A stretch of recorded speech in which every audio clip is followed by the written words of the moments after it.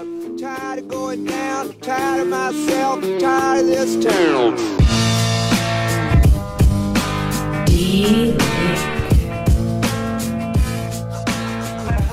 Eminent Waste of Time, episode 59. I'm Chad.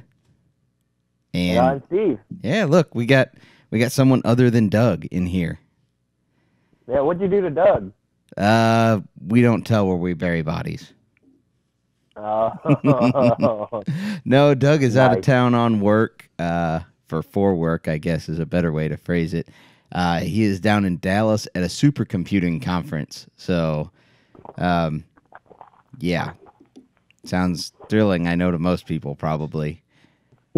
But And today is Veterans Day. it is. I got So put on my hoodie for this. Yep. So, not really. Well- I was wearing it anyway, but Steve, you serve, so thank you, sir, for your service.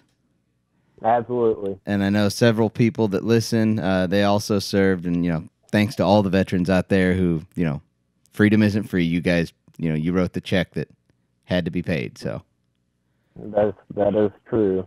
Very true. Yep. So just a big thank you from all of us here at Eminent Performance, so. Yep. So we got rid of Doug. Well, Doug was busy. He couldn't do it. So Steve stepped in. So I'm like the honorary co-host. you are. When we can find no one else, then it's you. I am the bottom of the barrel. Oh, I'm okay with it though. yeah. So it's race weekend. It was race weekend this weekend. All the races. Cold this weekend. Yeah, all the races from last weekend basically got pushed to this weekend. And so IXCR, MWXC, and those both got pushed on top of Crossroads, who was already scheduled for this weekend. And it was just, everybody was racing. If anybody's a racer, they were racing this weekend. Yep. So, except And you. most of I think, well, that is true. Yeah, no, I left mine in the garage to stay nice and warm and cozy for this upcoming weekend, which is the 2-hour race. Yep. That IXCR is doing at night, their team race, I think is what they call it. Yeah, they're So, calling it their team race. Yeah, so it's sitting in the garage, staying nice and warm. It's all ready to go, and I didn't want to bring it out. However, I did manage to go over to IXCR this weekend. I was more or less wanted to kind of go over and be the cheerleader or whatever to support the guys or help out with anything. Uh-oh, I see my dog coming down. I was going to say, I see a dog. So, yeah, I went over there to just hang out with those guys and just watch everything. And I was talking to Barry Miller earlier in the week, and I thought I was going to possibly end up co-driving for him. And, I basically get there, and he still wasn't quite sure yet, I guess, if his co-driver was coming or not. Ended up, I guess he did end up showing, but Matt Lithgow was also there and asked,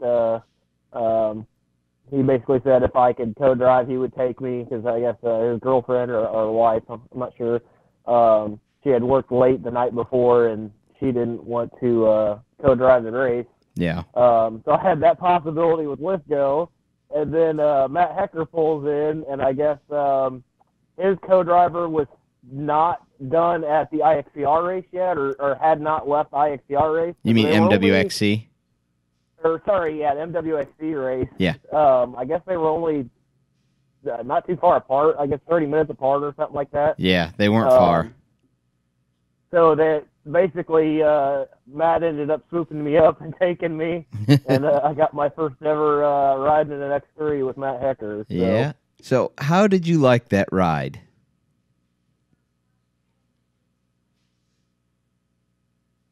You still there? How'd you like that ride? There. You're back. Yeah, I'm here. It's different. I don't know if because I think Matt ended up with a flat tire. So I don't know if it was a good example or not. It was different. It felt like the rear end was all over the place. It felt like it was really loose in the rear. So I don't know if that's all X3s or just because he had a low tire or a flat tire or what exactly was going on. But I'm so used to my Razor just, being planted.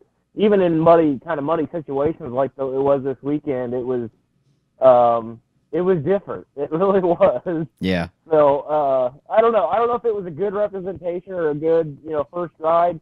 I guess now all I want to do is ride in another one just to see. But it was interesting, and there was a lot of times where like we'd get off camber or in a high speed turn, and I'm just like, oh, like I tense up and get that pucker factor from Razor. Yeah. Like we're gonna roll or go on two wheels, and it just slid right around, and it's like, that's pretty cool. Yeah. So. Yeah, they handle really well. Good. Yeah. But no, we Matt ended up we got stuck. There was a lot of mud sections, kind of deep mud puddles, basically. I mean, overall the track was good. It's just, you get down to a low bottom or something like that where water is going to be, and Indiana's had a lot of rain recently. Yeah. And it was just, the rutted out mud pit, spots that had that, and I think it was on lap 3. I think it was. We got stuck right on the skid plate trying to make it basically out of a creek. Yeah. And we were done. So Matt did pull the whole shot. We were kind of pressed for time. So we got done walking the track. Well, we stopped walking the track. We didn't even walk the whole thing at like 4:30. Yeah. So we were a little pressed for time to get up to the line. But we kind of got up there. We're kind of scrambling, get all our gear on and everything. We were the last car up to the line, everything. But Matt pulled a whole shot, killer whole shot. I got video of it if you guys want to splice it in, but he pulled a killer whole shot.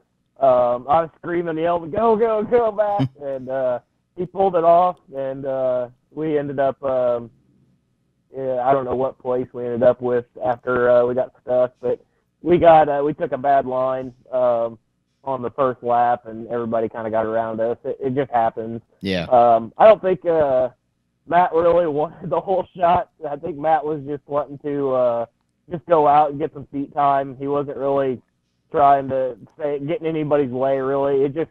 He hit the key, and he was first, so he took it. So it just kind of happened. But his machine is a quick starter. Yeah. I was really impressed. I mean, it was boom. It was started that fast. So. Yeah, I don't know what he's got done to it, but I know that thing always starts fast, and he's always a contender for that whole shot. So. Mm-hmm. Yeah, I know he's got 24-volt start. That in itself is a huge help. The dog jumped up here. That in itself is a huge help. But yeah, it was really cool though. I was glad to finally get the chance to ride one. So yeah, thanks Matt for the opportunity. Appreciate it. Yep. No, that's neat because now. So I talked to Barry today, and I'll get to where I talked to him at. But he said, "Oh, which race was it? Oh, it was today. If you would have came there," he said, "and you would have brought your car, he would have let you drive his, and he would have drove yours." Well, I didn't get that memo. Where's my... Thanks, Barry. That's what he told me. He said you didn't really respond, so I guess you didn't want to. I didn't.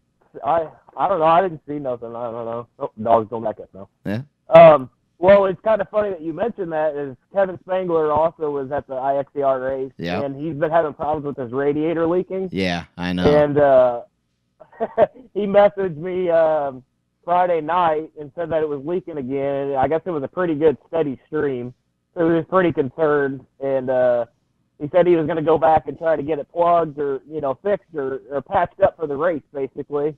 I was like, all right, cool, yeah, let me know. And so Saturday morning when I got up, I sent him a message and I said, hey, did you get it figured out? Did you get it sorted out? And he said, yep, all good to go. And he sent me a picture of it on the trailer, and I was like, that was the wrong answer, buddy, because I was about to load mine on the trailer before he hit a run. So after he ended up only going, he did complete one full lap to stay in the points. Yeah. And he basically pulled off and did some video and stuff. But after the race, I told him, I said, you answered the question very wrong. You almost could have been driving mine for this race. And he's like, oh, dang. So I was like, sorry, man. So next time, think about it. Think a little more. So Matt Rowell ended up first, I believe. Is that right? Yep. Matt was first. Was Barnes second? Barnes was second, and then I believe it's Ty Phillips third. Yep, that sounds right. So Devin was running up there, third place. Devin Smith was, and I believe he had a little bit of a hard time on the Pro Hill, I heard. Yeah. So the video, supposedly there's a video out there. It hasn't surfaced quite yet, but I guess he couldn't make it up the Pro Hill. It was too rutted out at the top, so I guess he was getting up to the top, losing traction, and then he had to back down. I think he said almost, after the third time, he backed off and went around the bypass. So that, I think, dropped him from third to sixth.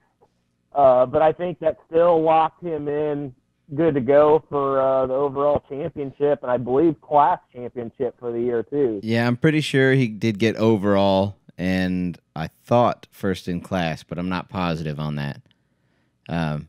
So, but congratulations to Devin. I mean, either way. Yeah, absolutely. I did hear that Barry had about the same trouble with, I believe it was a Pro Hill there yesterday. Oh, was it? Yeah, he got up there. I never heard how Barry did. So I think he said he got like 12th or something like that. He said just not very good. He had some problems, and I think we found his problems today. But when he got stuck, I think at the same spot. But he got up to the top of the Pro Hill, and I guess there's kind of a breakover lip up at the top, and he actually high centered on his skid plate, and he was teetering back and forth on that lip. And so a guy was like, "No, don't go backwards. You'll flip or something." Who was at the top? It was a pretty good hill. Yeah, it was very good. So the guy said, "I got a strap in my Terex. Let me just hook to you, and I'll just bump you forward so you can go on." And so Barry said all he had to do was barely put any tension on the strap, and it pulled his front end down enough that it would grab, and it pulled it off of it then. But the weight was too far back that, like, just someone pushing down on the front end, it wouldn't rock it down. So Matt and I had hit it. I think it was on lap 2. We bypassed first lap. Second lap, we saw a Razor he was just peeking over as we came around the corner.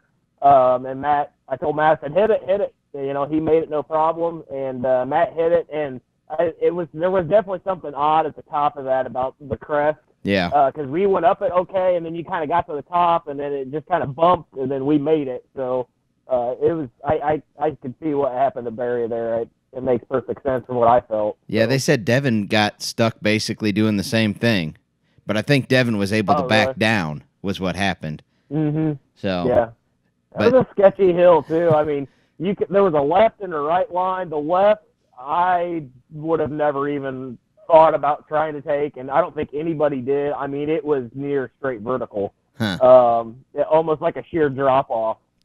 From the top, and the right was a little bit more at a better angle to hit, and everybody was taking the right. But even then, it was still a really good hill with a very big crowd at the top.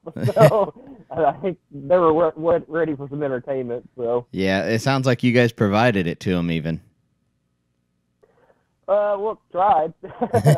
we didn't really have a problem. We only hit it once before we ended up stuck on lap 3. But I don't know I never heard if anybody rolled or if there was any videos that came out of it. I haven't seen any. So I saw a video of someone climbing it, but I didn't see any carnage of it. So yeah, I haven't either.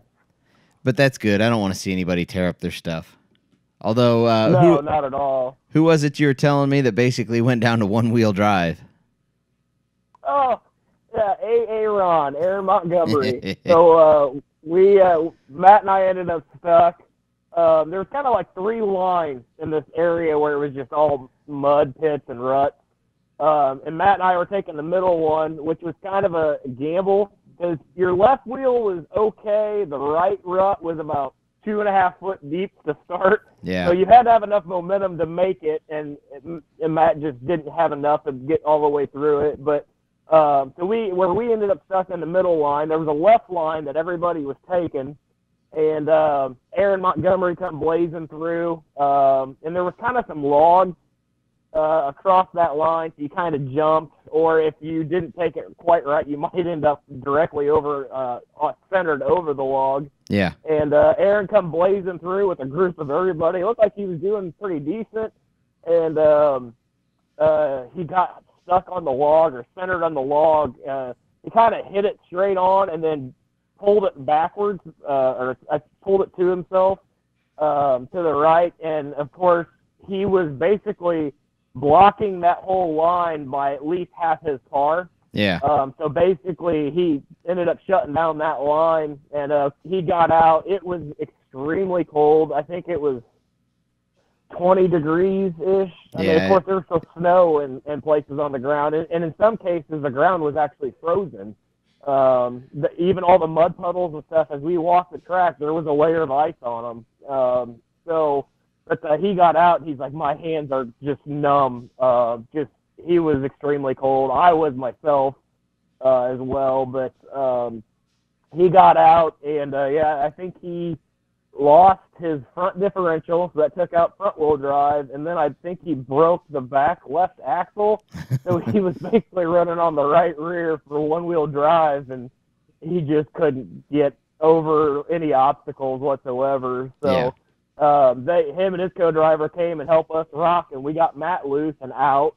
And then we took Matt's car over to try to get him out, and we couldn't do it because right on these lines it was a big hill and off camber at that. So we tried to pull him up, but then Matt's car would just slide down and try to tow somebody like that off camber. Matt was definitely worried about rolling, so we tried long and hard. The race was pretty much over, and finally some track sweeps showed up on some quads. Matt was like, get in, and we headed back, and the track sweeps finally got Aaron back up to the trailer. So props to those guys. I know I guess it took quite a bit of work, and I think Aaron said maybe even a third wheeler showed up to help pull him through. It was that bad. Yeah. So, I've had to train them together like that to get it to do anything. It's interesting. Yep. So, well, yeah, that wrapped up the last points race for IXCR then for the year. So and you went over to Crossroads, right? I did. I went to Crossroads. This is my first Crossroads event. Oh, really? Yeah, I had never caught one. Have you ever made it to one yet? No, I haven't. No, I actually thought about going today, and then I saw the weather, and I was like, I put my Snuggie on and stayed home. It actually wasn't too bad out there. The sun was out. The wind wasn't bad at all. It was 40 degrees. It was cold, but it wasn't horrible. So it actually wasn't too bad. How was the turnout? Not great. There was 8 cars on the line. Really? Out of all classes? That was all classes, yes. So, yeah. That was, it was a small class, or small line anyway. But a lot of people that we all know, Jason Dehart was there, and Bannon, and Willie, Kunkel, Barry Miller. It was pretty much the normal crew that we all see run, pretty much all of them. But out of 8 that started, 2 finished. That was it. Whoa. Those are some bad numbers there, even compared to normal. So. And the weird thing is, it's not like they rough or no. The track was actually really fast, really smooth. There was a little motocross-like section, but no one broke anything there. The woods was okay. Everyone was, saying that the woods, there were some tight turns, but they said, it was good. So Barry, the reason I think he had problems at IXCR the night before, we found it just before the race started, he had lost a bolt out of his rear sway bar. So that thing was just heeling over real bad in the back end. So he's pulling a razor. Yeah. All right. So he made one lap and then he just pulled off. He said it would not make left-hand turns at all. And I saw him. He was doing 3-point turns every time it was left. Huh. So he lost it out of one side is probably what happened then. Yeah. So makes sense. Yeah, so he pulled off. So he didn't really break anything. There's just a bolt missing. And that happened either at IXCR or during the race or prior to or something. But so he pulled off.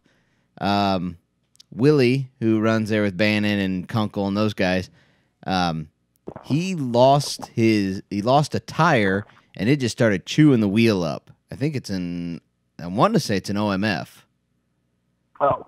But and it just puked all the tire balls out the side, and he come around a corner and he's signaling me because he saw me standing there taking pictures, and he was pointing to the back right rear, and he's like, "Is something wrong?" I'm like, "Yeah, your tire's mostly off of the wheel." So, oh no, he pulled over. Never a good day. Yeah, I think he got one lap in is all he got. So he pulled over, looked at it, he's like, "Yep, I'm done." Then what's his name?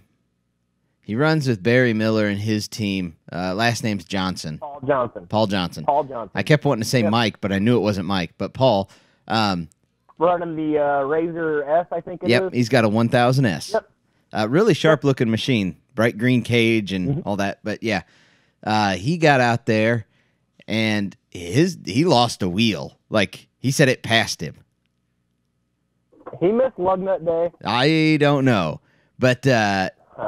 well, no, I don't know if he missed tightening them all the way because maybe snapped them off. Yeah, he said several people were signaling him that his wheel was really bad because, like, on the second lap, I guess his wheel would go from like 45-degree angle pointing in to 45-degree angle pointing out. So yeah, that was interesting. And then I think what finally either did it in or caused the problem to flare up even worse as he was out on a fast section out in the field, and he was cornering a little too hard, so we went up on two. I think it was on the right side first, went to correct it, overcorrected, and went up on two on the left side, and then not long after that, the wheel came completely off. So, I mean... It sounds like maybe wheel bearing. Yeah, it almost sounded like that. Yeah, maybe the whole hub and assembly came out. Yeah, because interesting. He said he had no brakes, and I said, well, if it was your hub, it would do that because it presses that piston in, and it feels like you have no brakes, although everything's functioning just as it should. Yeah. So I've ran into that a couple times on mine, especially when I get rocks and stuff like that, getting up in there. Or I sometimes find myself pumping the brakes to check them before I go into a corner real fast. Yeah. And I've actually had that happen where I've had to pump them a couple times to get that piston back out and before it grabs. So I'm kind of wondering, I wonder if the whole hub and everything came out. Kind of like what happened to us at Heartland Challenge. Yep. That axle nut, he could have snapped that off, and that whole hub and everything could have came off. So, yeah. Interesting. Well, hopefully it don't have too much carnage. Yeah. So, he races with Barry. Last name is I'm going to butcher it, and I'm sorry because I know they listen. Zadjul or something like that. You know who I'm talking about? He runs a Can-Am Maverick. It's gray and blue. I think the first name's Matt, I think. I'm trying to remember. I am horrible with names, just in general. I'm just horrible with names. I'm the exact same way. I can tell you what machine and what modifications they have and everything else, and I'm like, them. I don't. Anyway. It's a blue Can-Am, though, right? Yeah. Blue and gray. Okay. Yeah. Yep. Sorry, we butchered the name. Yeah, it happens. So I don't know what happened to him, but I think he only turned 1 or 2 laps too. I didn't see him after. He was at IXCR. He was. Okay. He was there the night before because I was talking to him, and he said he got it all cleaned up because Barry did not clean his. His was just mud-caked. He was sporting a new wrap, is what I heard. Yeah. New wrap made by Mother Nature, and it's the 2019 DMR wrap. Is that what it is? He was showcasing it for you guys. That's nice. I got some pictures. I'll try and put them in here. I'll post them somewhere. You all see it. So it was funny because every machine up there was clean except for Barry's. So let's see. Oh, Kunkel, I think his motor let go. Uh-oh. Yeah. Well, when I talked to him at IXCR, I think he said his valve guides or valve seals, one of the two, he said he knew that they were basically on their last leg. So yeah, it's been smoking. It had been smoking for a while. Yeah. Yeah, and he said it was funny because he was out there and whoever I was talking to at the time said that, Johnson.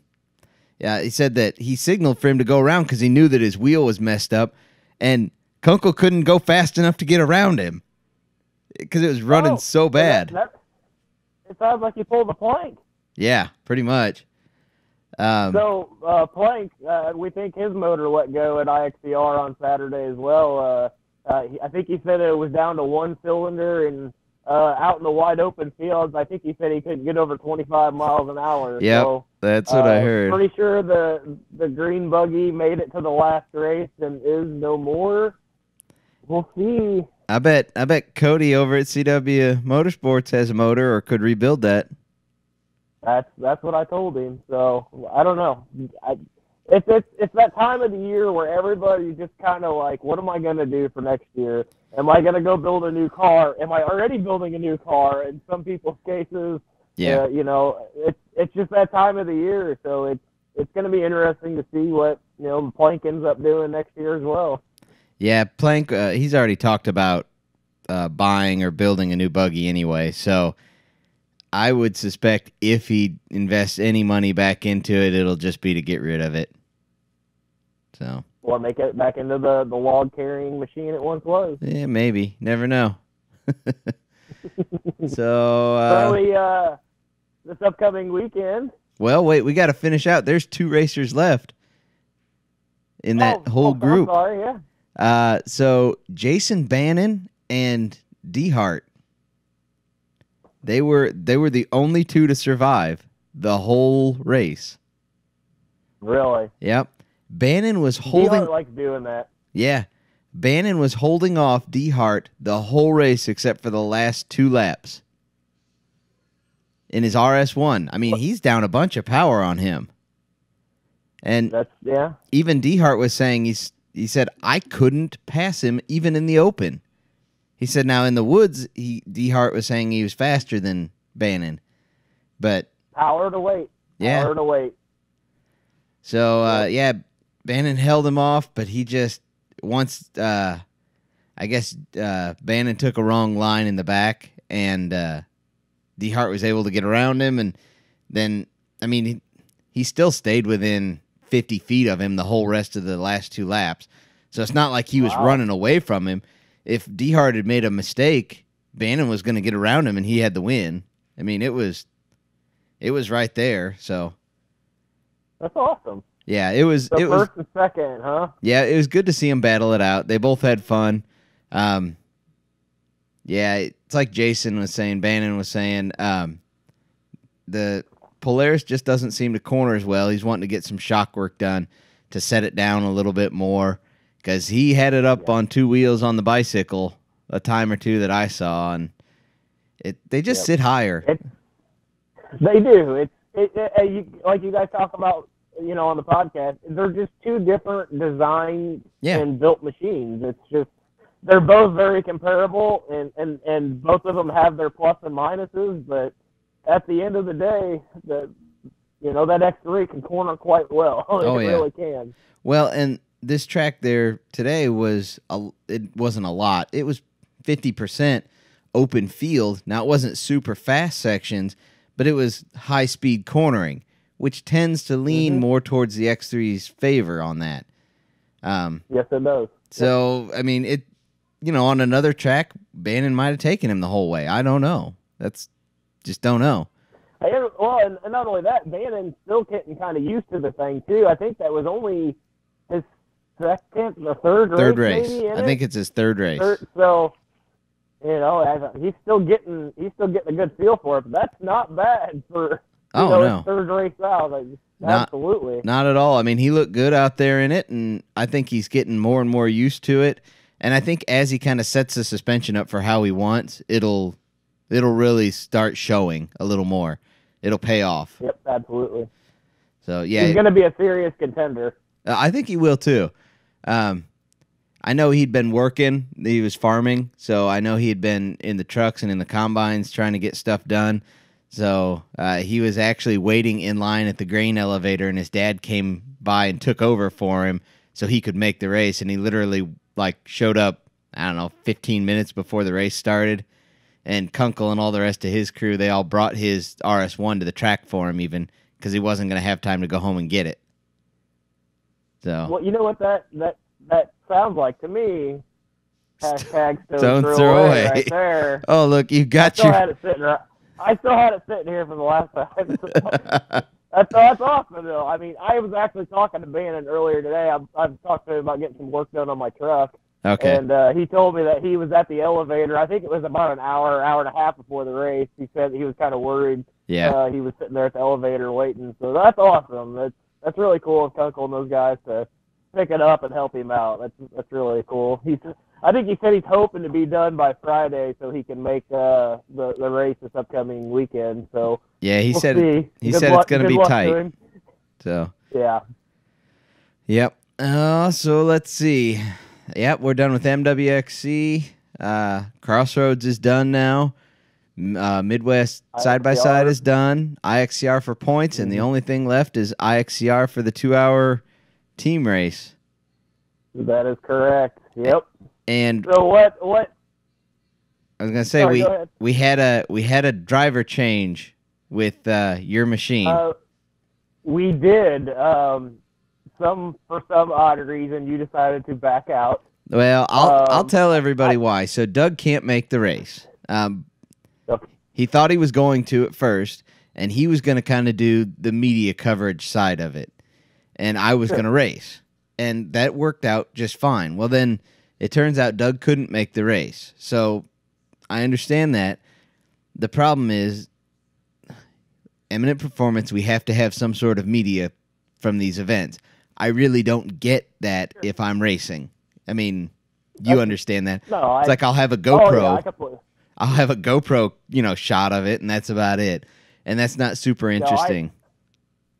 I completely understand. So yeah, I mean, you reached out and said, "Hey, I can't drive." So I kind of got stuck to where I didn't know what to do.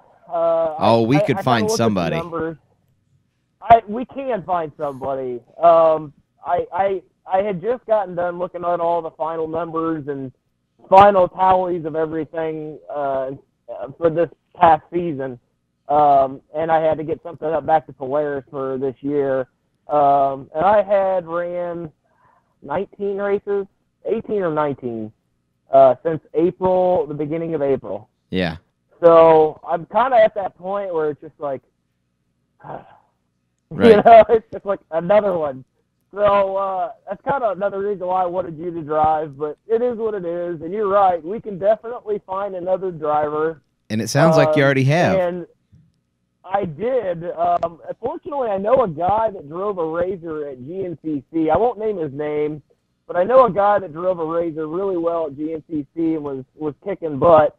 So I reached out to that said guy, and he said yes. So this mysterious said guy that drove that Razor at GNCC and did really well, he's going to be driving mine, and I am going to stay in the co-pilot seat and press all the Starship Enterprise buttons for him. And that's the plan at this point. Yep. For the 2-hour team race this upcoming weekend. Yep. Saturday the 17th. Yep. So that should be that's fun. pretty cool. I'm looking forward to it. Yeah, so. I'm looking forward to watching that one too, and that'll be interesting. So, yep, hashtag Devin and Razor 2019. But it's still 2018. That's true. I mean, you got to start him early. I'm really curious to see how he does in mine, and I don't know.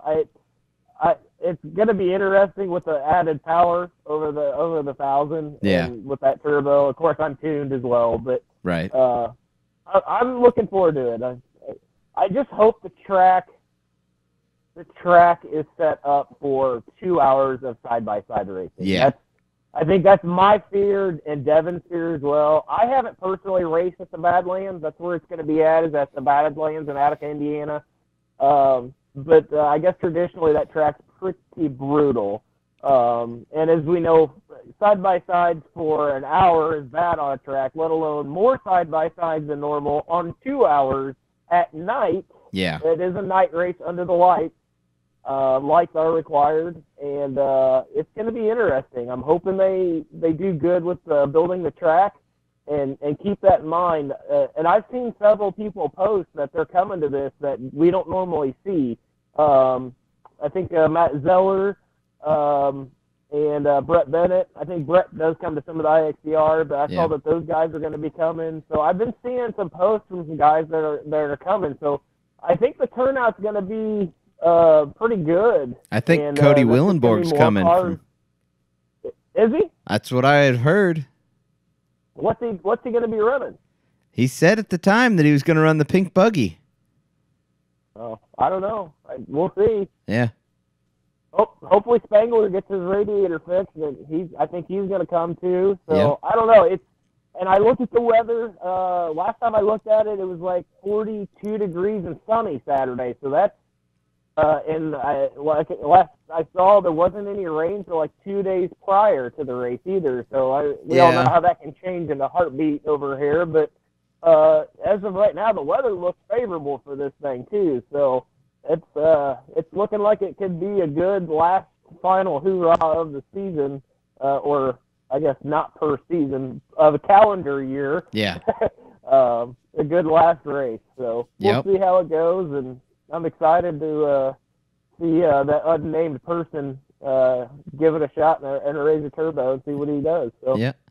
So while we're talking about your Razor Turbo, one thing we didn't really touch on between the X3 and your Razor, what was the power difference? How did that feel? And I know it's hard to tell because you weren't driving it, but very similar, very, very similar.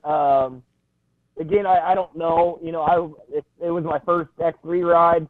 Yeah. You know, I'd definitely like to ride in another one for sure. Maybe, hopefully, even drive it. I would absolutely love to drive one for a race. I mean, I think it would be a really cool experience. But power-wise, I say they're very, very comparable. Now, Matt did say his didn't have any tuning or anything to it. So I don't know if there's probably definitely more left in Matt's. But I thought that they felt very, very close. Maybe even mine felt faster. I would hope so. If you didn't have a tune in it, and I do, but very comparable. Yeah. Well, I mean, if you're comparing factory numbers to factory numbers, it's 168 versus 172. You're really not going to feel that.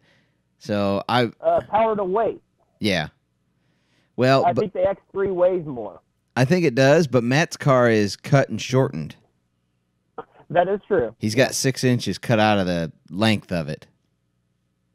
Yep, I believe that's I think it has been shortened. Yeah, that's what I was told anyway. I mean, I would assume that's right. So, I mean, they're just different cars. The power comes on different too in them. I mean, it's not bad. It just comes on different. Mm-hmm. The X3's inline 3-cylinder, I believe. Yeah. I think it's inline, and obviously the Razor Turbo is inline 2-cylinder. Which I believe I've always heard that that gives it a little bit more torque, the 2-cylinder versus the 3, whereas the 3-cylinders want more RPM and has a higher torque range up high in the RPM. Yeah. Where down low, the 2-cylinder is all a little bit lower RPM and stuff, a little bit better torque. So it's, again, at the end of the day, 2 different machines, 2 different designs, but very, very comparable. Yep. Nope. I fully agree. So yeah, I mean, I was just curious your take on it. I know it, like I said, it's tough to say exactly how comparable they are when you're not driving both of them, especially not driving both of them back to back. So. Mm-hmm. And like the MWXC race that Doug ran with me, we were chasing berries pretty good around out in the fields and stuff. and he could just ever so slightly pull away from me, just very slowly. It would take a second for me to get up to the initial high speed, and gain and stay with him, but he would just ever so slightly just start pulling away. So, but you're also on gear reduction. I'm on gear reduction. My clutches are worn out. I mean, it's at that time for everything needs, maintenance and stuff like that. And that was one of the things that Doug and I talked about after the race. And I was like, oh no, I agree with you. But it is what it is. And I'd really be curious of the weight difference. I know I carry a lot of added weight that I don't need to be carrying, and it doesn't bother me. Yeah. So I mean, I know I may not be able to reach 75, 80 miles an hour in some of those field sections, and those other guys will. But, at the end of the day, I've got the armor to be able to stay in it and keep going. So, right. And that meant more to me than the extra couple mile an hour or whatever. Yeah. Yeah, exactly. So, okay. We got a few minutes here to still tackle a couple things. The new Honda, we'll call it the Talon, is supposed to be Honda. The Honda. I mean, Honda's going to release something. They've made the press statement they're going to release something. I'm not saying it is what the leaked pictures are, but they're going to release something. Any thoughts or, inklings of what you think it'll be? You hear me? Yeah. There we go. I got you back. Okay.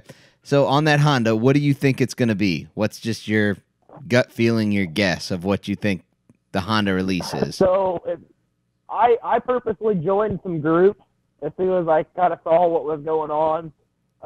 And I kind of agree, just kind of looking at the history from other manufacturers and what's kind of happened. I am going to guess that it's going to come out with nothing earth-shattering out of the gate. I don't think it's going to be anything huge horsepower. I think it's going to be an NA machine. Probably, I'm guessing 120 horse, maybe 130 NA, naturally aspirated. Yep. To start out. And I think it's going to be just comparable to where the industry was a couple years, 2-3 years ago. Because, it takes a long time to get those designs and R&D, and Honda's probably taken their time a little bit longer than everybody else. So that's my thought, or my guess, is that's what we're going to see. I've heard rumors that, like the Yamaha, it has a dealer-installed turbo option. Okay. We'll see how true that is, but that is a very well-known rumor that has been floating around with it, but we shall see. So, yeah. So here's my guess, and it's just purely guess. It's all hypothetical. I have really zero backing on it. But basically, I'm going off of Honda's track record of what they generally do and how they normally operate. I would say it's probably going to be closer to just 100 horse, because Honda tends to detune their motors a little bit, and it makes them last longer, but they just detune them a little. Sure. That's just kind of how they do maybe things. Maybe they're going for the reliability factor. Yep. I don't think the suspension is going to be anything earth-shattering. Honda's suspension has typically just been okay. They aren't pushing the I'm envelope. Sure they'll probably team up with Fox or Walker Evans or somebody, like all the manufacturers have. So yeah, but I don't think it's going to be anything new or earth-shattering. It'll be okay. Right. I don't think it'll be a bad machine, but I talked to somebody. It'll be okay. I talked to somebody today who said that they've already talked to their Honda dealer. Their Honda dealer has 2 on order, although no one, even the Honda dealer, has not seen what it is. But he's already ordered 2. He just said, I want 2 of whatever the new side-by-side release is. And this guy I was talking to said that they want him to build a Honda race buggy and race it. He said he's not making a decision on that yet until he sees what it is, because if it's some, 80 or 90 something horse or 100 horsepower machine, it's not worth it to him because it's just not going to keep up with the bigger stuff out there. Yeah. So well, unless you want to look at it as, you know, taking it back to the next step back class, you know, the 1,000 or heavy class or, you know, however that class is labeled at your series and contend in that, because that's what some people have done, even with the YXZs and stuff. Initially, a lot of those, even like the YXZs, they were competing up front with the turbos and stuff, and then this year I've seen quite a few of them. They kind of stepped back to the next row back and went to, you know, competing there. Yeah. So. You could, but that's tough because this guy would be stepping back from the pro row to step back into we'll call it the heavy row. Right. So right. Did you see the concept vehicle that Honda released? Yes, pictures of it. It's the Ridgeline that they cut the doors off. Yeah, it's a Honda Ridgeline. I wanted to say they put the Honda Pioneer drivetrain in it, is what I had heard. The 1,000 cc. Oh, really? I think it was. Yeah. That's worse. Well, and that's kind of been the rumor for the new Honda Sport side-by-side, too, is it going to end up with the Pioneer engine and drivetrain? Because everybody that I've talked to says they absolutely hate that drivetrain. I guess that transmission is just terrible. It shifts just terrible. Yeah, I've heard the same. It's to be seen, I guess. Yeah. So, I know there's patents out there, and that's where a lot of these rumors are surfacing from, is all the patents that Hondas have applied for and got. Yeah. So, to be seen. So. Yeah, it is what it is. We'll just have to wait and see what happens. I mean. Yep, absolutely. I was just curious if you had a thought on what it was, but so. Yeah. So, PRI? PRI, yep. We'll hit the PRI thing. That is December 6th, I guess, the day we're going, right? That's Friday? 6 or 7, whatever. I think that's Friday. Yep, we're going on Friday anyway. Had a couple of guys ask what the plan is for that, for PRI. So, as far as I know, we're going to be there on Friday. Yep. And there was some talk of maybe trying to meet up and do some go-karts, indoor go-karts that are nearby there. So yeah. I was really excited to hear that. So that could be fun. Definitely. I'm definitely ready to go and check out PRI. I've never been, so it's looking forward to it. It's big. It's crowded. Man, is it crowded. I can imagine. So it's neat. The thing I like, and I think I talked about it last year when we got back, is there's things that you see in magazines and stuff, like the seats, that you have no idea how they really feel. And a seat's like a shoe. Just because it fits you well doesn't mean it'll fit me well. And I'm not saying it's not a good seat. It just isn't. It's not for me. It just doesn't fit me well. You know, pretty much all the big seat manufacturers, and there's seats there that are, you know, $25,000 seats, like ridiculous price seats that are going in, you know, F1 cars and stuff like that. But, you know, you can go and you can sit in all these different, like, now PRP's there, and I think Twisted Stitch, who is now Simpson, they're there, and there's some other smaller companies too, and you can try out all these seats and sit in them and see what you really like. So that's nice. Sure. The other thing that I really liked is pretty much all the big welder and fabricator companies have a presence there. Eastwood, Lincoln for like welders, and Miller has a big presence there, and all the plasma tables and big CNC machines. They got all that stuff set up in there. Nice. So, yeah. I'm looking forward to face-to-face meeting some of the companies and the people with those companies, you know, like FK Hines and stuff like that. I do some stuff with them already, and talk to them about the products and see what they're working on now and new releases and that kind of stuff, and how that could actually work in the UTV industry. Because PRI is not a UTV specific, you know, type show.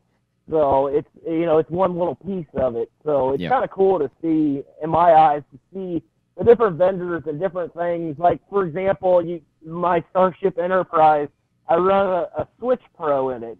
You've talked about it. It's a digital controller that all my accessories go into, and I can say, I want this light to strobe or do this.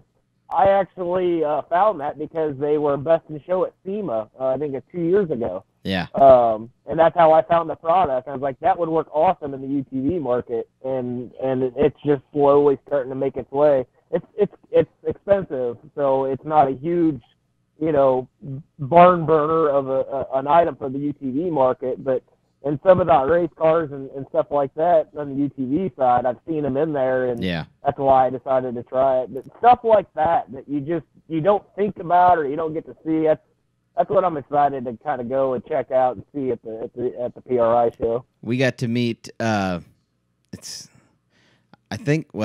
pretty sure the original creator or owner of Edelbrock, Vic Edelbrock. It was his son. He was there in the Edelbrock booth there, so we got to meet him. Exactly. It's just neat. There's like all these people there that we'd never meet because they're out on the West Coast or something like that, but they come to PRI. So. I know all the street outlaws from the 405, they're always there. I always see stuff from them there. Yep, so. We saw them walking around. So that was neat. Did you know Shane from the Street Outlaw show? He owns a Polaris and Kawasaki dealership. I had heard that, yeah. I actually ran into him at the Polaris dealer show. It was really cool. So we are getting to that time for trivia. Uh-oh. And since you're the fill-in Doug, you know what that means, right? This is not going to go well, but I'll give it a shot as usual. My cat flying 20 times, it's linked. So. Yeah, well, cats don't do that. Was it 6? I believe it's 6 times. I sent you some videos of some cats jumping pretty far. No, that cat fell off that electrical pole. They can fly. When you put them in a T-shirt cannon. No, that was a squirrel. Oh, okay. All right. Are you ready for your trivia? Yes, sir. All right. No, but yes. Okay. Well, you're getting it anyway. So, question number 1. What did artist Michelangelo do with his shopping list for his servant? What did he do with it? Yeah, like what did he do to it for his servant? He modified it in some way. I was gonna say he painted it on something. I'll give you half an internet point for that. He illustrated all the items because his servant was illiterate. So instead of grapes, instead of writing grapes, he drew a cluster of grapes. Or painted it, because I think he just painted, didn't he? Yeah. I don't know. But he just drew a shopping list for him. Can we add that onto the points that I'm leading with Cody on the podcast? We're gonna have to get Cody on here. He's gonna fall behind where it's impossible for him to catch up.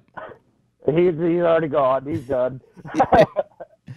All right, question number 2. Japanese inventors have developed a special smoke alarm. What is special about it?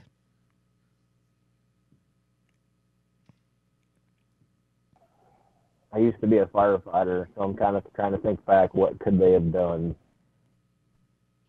I'm going to guess one of the big problems with smoke alarms is the fact that it doesn't wake some people. So I'm going to guess that they tied it to some type of electric shock or vibration or something to get your attention. No. They made a special smoke alarm for deaf people who can't hear it. So it emits a wasabi. It emits a wasabi mist. And it basically it burns like their nostrils and stuff. I think the electric shock would be a better idea. I mean, okay. Yep, whatever, Go with it. Okay, Wrigley's. You know the gum, Wrigley's gum? Yeah. Okay. Yep. They didn't always sell gum. What did they start with selling? Was it chewing tobacco? Is that your guess? Yes.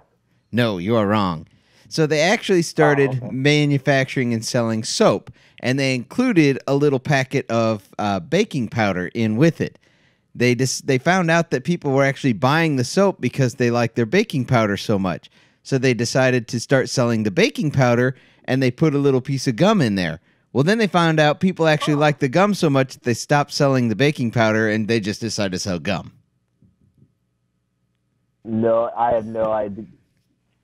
Right over your head, I thought for sure, like, chewing tobacco would have been it, but no. No. Just learn something new every day. Yeah, there you go. Okay, question number 4. You have dogs, so why do dogs love squeaky toys?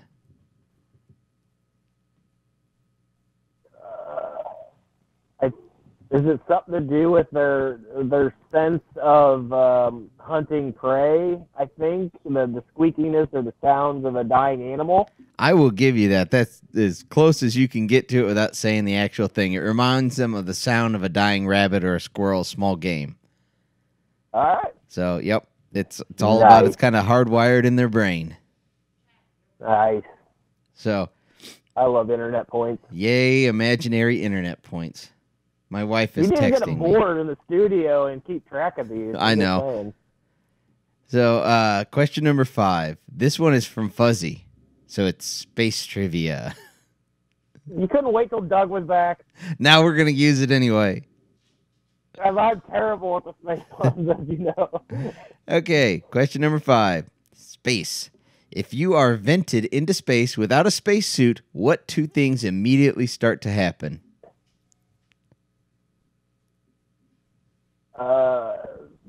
I believe your blood boils and you suffocate. We'll give you that one. What actually happens is the air in your lungs expands, and it ruptures your lungs, and your body fluids begin to boil. Yeah, okay. Nice. Yeah. I was pretty close. Not bad. All right, question number 6, also from Fuzzy. This one's music trivia. What was special about Freddie Mercury's teeth? I have no idea. No. I don't even have a guess. They were made out of copper. I don't know. No. He actually had 4 extra teeth, which caused a severe overbite, which was claimed to help his vocal range.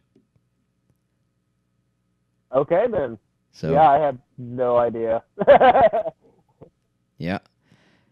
Now, this one I think you'll probably have trouble with, but I originally set up this list thinking Doug was doing this. So, question number 7. Which element is 3rd on the periodic table? I have no idea. Nitrogen. Lithium. I would have never. Yeah, obviously, I didn't guess that, but I thought lithium was more of a later on thing. I would have never even came close. All right. Question number 8. In the Disney movie, The Lion King, we go from like science to cartoons. We range. No kidding. What does Hakuna Matata mean? Oh, boy. It says it right in the song. I'm trying to even, like, think of the song.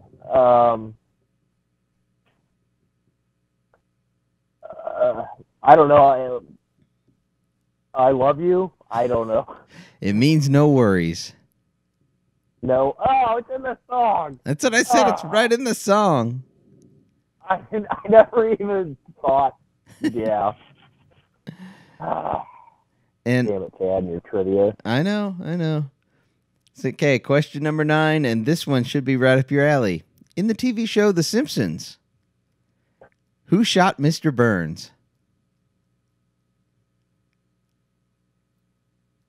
Yeah, Mr. Burns got shot, so who shot Mr. Burns? I've lost your audio.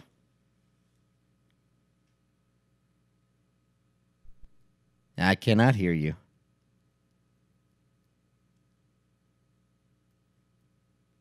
Huh. No audio from Steve.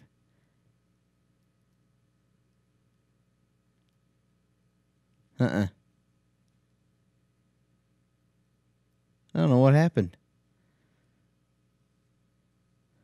We've lost audio from Steve.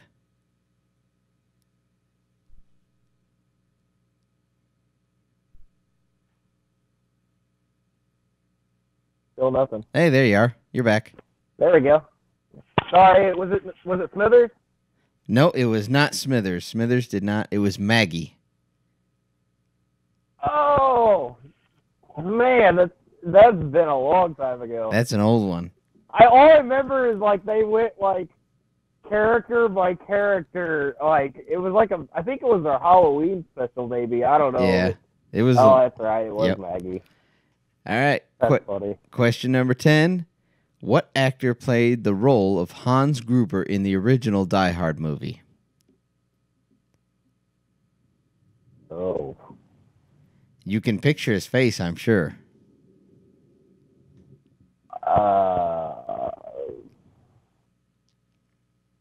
Wasn't it Nicolas Cage? Nicolas Cage? I don't know. I don't know. No, it was Alan Rickman. I don't. That name doesn't even sound. It doesn't even ring a bell. I have no idea. Oh. It's Alan Rickman. You gotta really dumb your trivia down for me. I mean, I can't compete at Doug levels here. You didn't do half bad. I think you got 2 or 3, 2.5, whatever I gave you. I don't know. I need a little. I guess that's thing. about what Doug gets, I guess. So. Yeah. See? It's just obscure trivia. That's what it is. It's something. All right, well, better get to our sponsors. I'm going to try and not butcher this. I have the list in front of me. I'm not as good as Doug. Oh, what? Go ahead. You guys have a new sponsor. Did Doug tell you? No. So, I found out this week, and I got Doug in contact with him. There's a new website out. You guys got to go check it out. Oh, great. ChadCats.com. I ran into them this week, and I come find out they are now a new sponsor of Eminent Performance and Eminent Waste of Time. Nice. So, yeah, if you guys get a second, go check it out. It's ChadCats.com. No spaces, no hyphens, no nothing? Nope. ChadCats.com. You mean that domain was not already taken?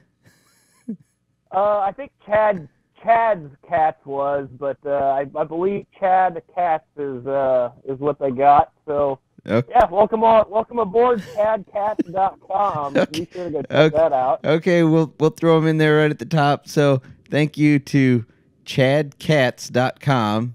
No S, just ChadCats.com. We don't really know what we're getting out of this other than to look at what I suppose is an awesome website, which I'm going to have to go look at right after we finish recording. Yeah. You got it. Yeah. And we want to thank Watch Communications. If you guys need internet service in the Midwest area, maybe they can help you out. Give them a call. You can find them at watchcom with 2 M's.com or .com, .net. I don't know. I'm sorry. I'm not good at this. And they still have the 1 month free your website hosting for the first month if you do Waste of Time, all lowercase, when you check out there. TGM Off-Road, we want to say. Cat website. Yeah, cat websites. I hear that that's on there too. Thanks to our special someone. I know what I'm talking about. Yeah, TGM Off-Road, thank you guys for coming along with us for this year.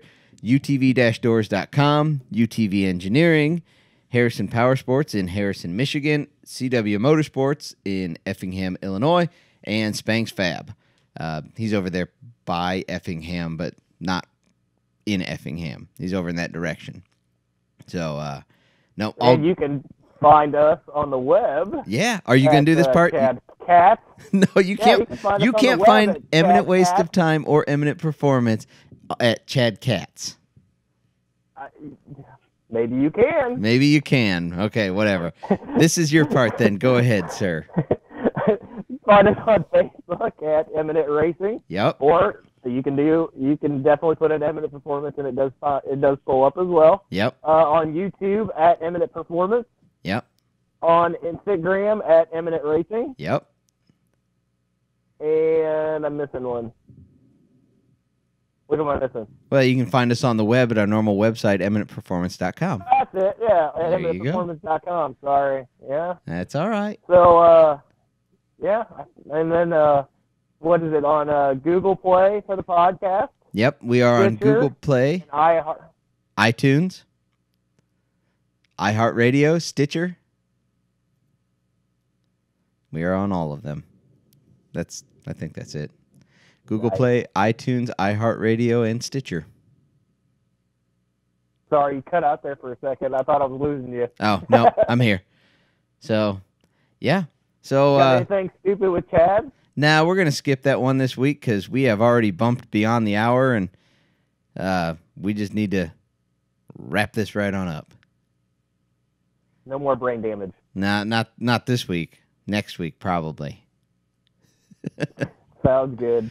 So, yeah. Well, I guess I gotta Thanks. I gotta come up with some catchy closing, don't I? Or I can do it, or you can do it. Whatever you want. You know what? You do it. You come up with a good one. Okay, so no matter which ever stand-in host decides to create a fictitious but real website about someone's cats, you have. Thanks for riding along with us.